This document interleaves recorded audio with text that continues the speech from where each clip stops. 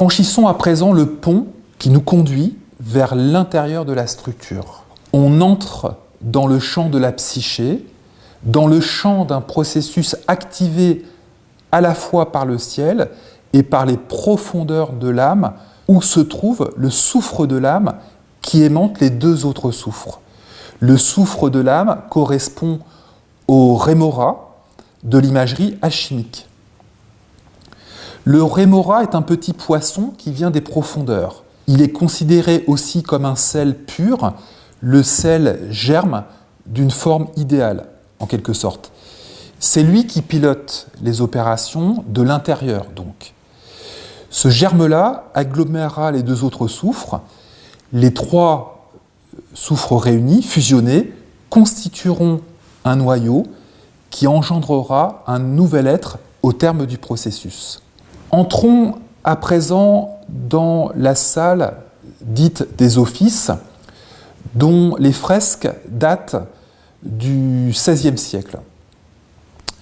Entrons dans cette chambre noire qui se trouve immédiatement à droite en entrant dans l'édifice de Saint-Germain-d'Olivet. La première fresque sur la droite montre un soldat dont l'armure en métal est transpercée par une lance lors d'un combat guerrier. Le métal est ouvert par le soufre agressif de l'intelligence intuitive déterminée à modifier l'équilibre de l'être. On comprend, avec cette scène de décollation d'Holoferne par Judith, que l'âme, Judith, prend le relais en effet des opérations. Une fois le corps de métal ouvert, elle se révèle et impose ouvertement sa volonté. C'est elle, à présent, qui dirige l'opus. C'était déjà elle qui nous avait incité à franchir le pont et à entrer à l'intérieur de la structure. Accepter l'aimantation de la psyché, qui a quelque chose aussi d'une gorgone en l'état, négligée, c'est passer dorénavant de l'autre côté du miroir. L'aimantation est exercée en réalité par le soufre de cette âme, le rémora.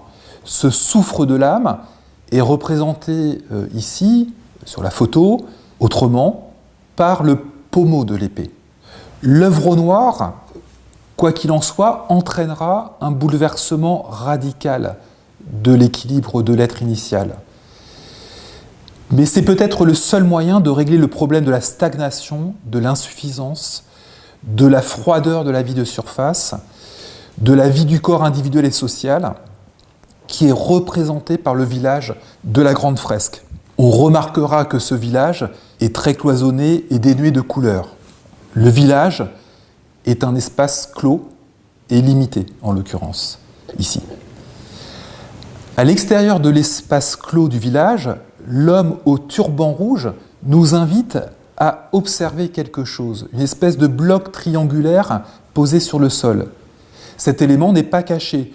Toute personne qui sortirait du village pourrait découvrir et s'interroger sur la nature de cet élément.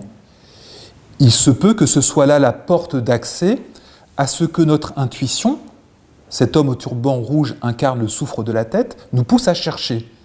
C'est le point d'accès à la part de soi occultée, voire déniée jusque-là.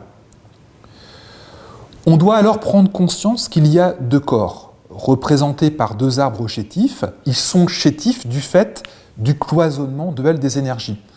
À partir des deux arbres limités, dans leur possibilité de croissance, il faudra en faire un qui soit un véritable arbre de vie.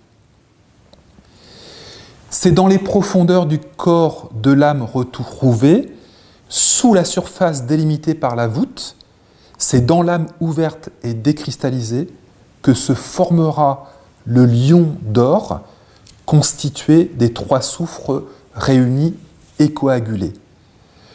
Leur réunion en un seul noyau signifié par le lion d'or redonnera vitalité et puissance à l'être.